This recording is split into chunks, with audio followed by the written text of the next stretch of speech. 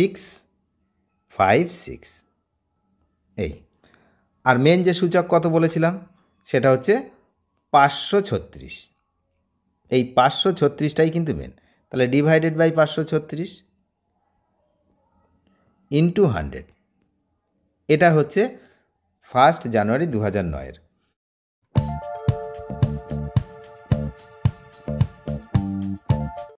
এই ভিডিওতে আমরা মূল যে বিষয়টা দেখব সেটা হচ্ছে একটি ক্যালকুলেশন, একটি সহজ হিসেব। কিসের না, এআইসিপিআই। এআইসিপিআইয়ের বিভিন্ন সময়ে বিভিন্ন যে index, AICPI all India consumer price index আপনারা জানেন, তো তার যে 3টে মূলত হিসেব আমি এখানে দেখাবো। একটা হচ্ছে 1 এপ্রিল 2008-এর, আরেকটা হচ্ছে 1 জানুয়ারি 2009, এবং আরেকটা হচ্ছে 1 জানুয়ারি 2010। এই যে রোপা 2009, এটাই হচ্ছে মূলত এই বিতর্কের কেন্দ্রবিন্দু, এবং এই বিষয়টা ভালোভাবে বুঝবো আজকে আমরা সরাসরি ক্যালকুলেশন করে, যে জিনিসটা কী অ্যাকচুয়ালি, কী নিয়ে এত গণ্ডগোল, বিষয়টা কী। বিশিষ্ট আইনজীবী গোপাল সুব্রমণিয়াম, আপনারা জানেন যে কর্মচারী সংগঠনের পক্ষের আইনজীবী, তিনি জোরালো সওয়াল করেছেন সুপ্রিম কোর্টে। ওনার যে এই এআইসিপিআই যে যুক্তি তিনি কিন্তু তুলে ধরেছেন, তো উনি মূলত কোন বিষয়টা তুলে ধরেছেন এবং কি বিষয় নিয়ে এখন চিন্তিত রাজ্য সরকার, সেই বিষয়টা কিন্তু আমরা এই ভিডিওতে সরাসরি দেখব। প্রথমেই বলে রাখি যে যে যুক্তি উনি উপস্থাপন করেছেন তাতে কিন্তু এই যে সর্বভারতীয় উপভোক্তা মূল্যসূচক এআইসিপিআই, এর সঙ্গে সরাসরি সম্পর্ক রয়েছে। কাদের না, পশ্চিমবঙ্গ সরকারেরও সরাসরি সম্পর্ক রয়েছে ডিএ দেওয়ার, এবং ডিএ দেওয়ার বিষয়টা যে এর সঙ্গে সম্পর্কযুক্ত সেটা কিন্তু উনি সুপ্রিম কোর্টে উপস্থাপন করেছেন। বিতর্কের মূল কারণ হচ্ছে এই 2009 সালের রোপা। রোপা হচ্ছে revision of pay and allowance. এটা কি, এই বিজ্ঞপ্তি জারি করা হয়েছিল, আর বিতর্কের বিষয় এই বিজ্ঞপ্তিতে কেন্দ্র করেই রয়েছে। বিজ্ঞপ্তিতে বলা হয়েছিল যে 1982 সালের তুলনায় 1 জানুয়ারি 2006-এ জিনিসপত্রের দাম 5.36 গুণ বেড়েছে। স্বাভাবিক, যত বয়স ইয়ার যাচ্ছে ততই হচ্ছে জিনিসপত্রের দাম বাড়ছে, মূল্যবৃদ্ধি আপনারা জানেন, আর সেই কারণেই তো ডিএটা দেওয়া জরুরি। যাই হোক, অর্থাৎ 1982 সালে যে জিনিসের দাম ছিল 100 টাকা, 2006 সালে তা হয়েছে 536 টাকা। এখন এই 536টাই হচ্ছে এখানকার এআইসিপিআইয়ের মূল সূচক। ভালো করে মনে রাখবেন 536, আর একটু পরে আমি সরাসরি ক্যালকুলেশন করেই দেখাবো এই ভিডিওতেই। তো আইনজীবী গোপাল সুব্রমণিয়াম তিনি কিন্তু এই 536 সংখ্যাটি আসলে সর্বভারতীয় উপভোক্তা মূল্যসূচক হিসাবেই আছে, এটা কিন্তু তিনি সুপ্রিম কোর্টে উপস্থাপন করেছেন। তাহলে এখন আমরা চলুন সরাসরি দেখে নিই যে এই বিষয়টা কি অ্যাকচুয়ালি, যে ডিএর ভিত্তি কি। ডিএর ভিত্তি হচ্ছে এই 536, এই 536ই হচ্ছে ডিএর ভিত্তি, এবং এই সূচক অনুযায়ী ডিএ দেওয়া উচিত। কেন্দ্রীয় সরকারের হারে ডিএ বাড়ায়, রাজ্য সরকারেরও সেই হারেই বাড়ানো উচিত, এমনটাই কিন্তু গোপালবাবু সুপ্রিম কোর্টে উপস্থাপন করেছেন।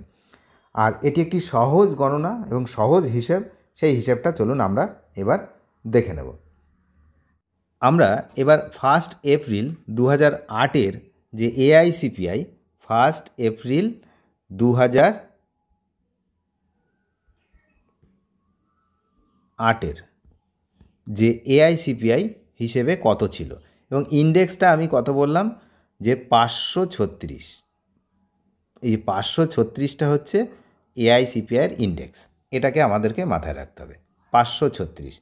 এখন দেখুন এই সময়, অর্থাৎ এই যে 2008-এর 1 এপ্রিল, এই মূল্যসূচক যেটা এআইসিপিআই, এটা দাঁড়ায় হচ্ছে 605 এইটা।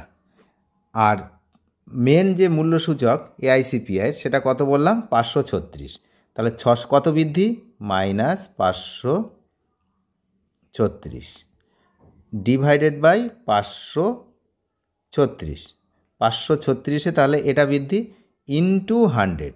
এইটা যদি করি আমরা, তাহলে আমাদের এই 1 এপ্রিল 2008-এ যে AICPI অনুসারে কতটা পরিমাণে ডিএ হয় সেই হিসাবটা কিন্তু পাচ্ছি। এটা হচ্ছে এখানে দাঁড়াচ্ছে হিসাব করলে এই যে 605 মাইনাস 536 বাই 536 ইন্টু 100, এটা করলে আপনার দাঁড়াবে হচ্ছে 12.87%।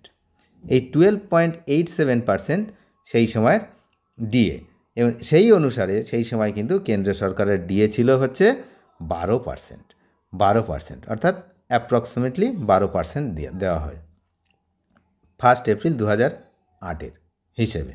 এরপরে আমরা যদি আসি যে 1 জানুয়ারি 2009, 1 জানুয়ারি 2009 যখন, যেটা নিয়ে কিন্তু মেন গণ্ডগোল হয়েছে, 1 জানুয়ারি 2009 তখন কত ছিল না, তখন ছিল হচ্ছে 656, 656 এই। আর মেন যে সূচক কত বলেছিলাম সেটা হচ্ছে 536, এই 536টাই কিন্তু মেন। তাহলে ডিভাইডেড বাই 536 ইন্টু 100, এটা হচ্ছে 1 জানুয়ারি 2009-এর। তো এটা করলে অ্যাপ্রক্স আপনার দাঁড়াবে হচ্ছে 22.39 অ্যাপ্রক্স %। তো সেই সময় ওই জন্য কেন্দ্র সরকার সেই সময় তাদের যে ডিএ দিয়েছিল সেটা হচ্ছে 22%। এখন হচ্ছে 1 জানুয়ারি 2010 এই সময় কত হয়েছিল না, এই সময় যেটা হয়েছিল সেটা হচ্ছে 726 মূল্যবৃদ্ধি এমন হচ্ছে সেই হিসাব মাইনাস সেই একই কত না 536 ডিভাইডেড বাই 536 ইন্টু 100, এটা করলে তখন দাঁড়াচ্ছে 35.63%। তো সেই জন্য 1 জানুয়ারি 2010 অনুসারে AICPI অনুসারে ডি এর যে হার সেটা হয় কিন্তু 35%। তাহলে এই হলো বিষয়, এইভাবে কিন্তু ডিএ ক্যালকুলেশান করতে হয়, এবং ডিএ ক্যালকুলেশান দিয়েছে কেন্দ্র সরকার।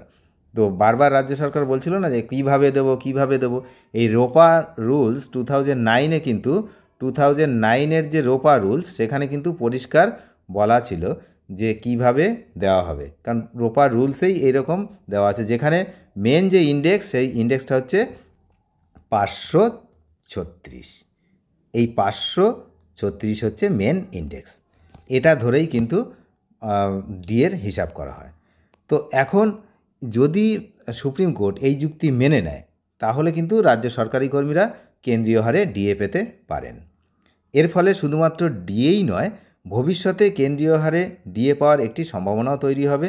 এই বকেয়া ডিএই শুধু নয়, বাকি যে যারা রয়েছেন কর্মচারী, যারা কাজ করছেন বা ভবিষ্যতে করবেন, প্রত্যেকেরই কিন্তু কেন্দ্রীয় সরকারের অনুসারে হিসাবে কিন্তু একটা ডিএ তারা পেতে পারেন। তো এটা রাজ্য সরকারি যারা কর্মী তাদের কিন্তু অধিকারের লড়াই। এই জানেন আপনারা, এর পরের শুনানি হচ্ছে 12ই আগস্ট রাখা হয়েছে, 12th আগস্ট পরবর্তী ডিএ মামলার শুনানি রয়েছে। তো পরবর্তী ডিএ মামলার শুনানি 12th আগস্ট, সেদিকে তো আমরা নজর রাখছি, আপনারা নজর রাখুন। তবে কর্মচারী সংগঠনের আইনজীবী গোপাল সুব্রমণিয়াম তিনি কিন্তু যথেষ্ট তথ্য প্রমাণ সহকারেই কিন্তু লড়ছেন। দেখা যাক জয় কোন দিকে যায়। তবে এই যে আগেও বললাম যে আগেও বলেছি অনেক ভিডিওতে, জেতা কেস, সেই কেসটা নিয়ে আবার প্রথম থেকে শুরু হয়েছে। তো দেখা যাক ভবিষ্যৎ কী হয়। অনেক ধন্যবাদ শেষ পর্যন্ত দেখার জন্য। চ্যানেলে যারা নতুন তারা অবশ্যই চ্যানেলটিকে সাবস্ক্রাইব করে সঙ্গে থাকবেন। Thank you.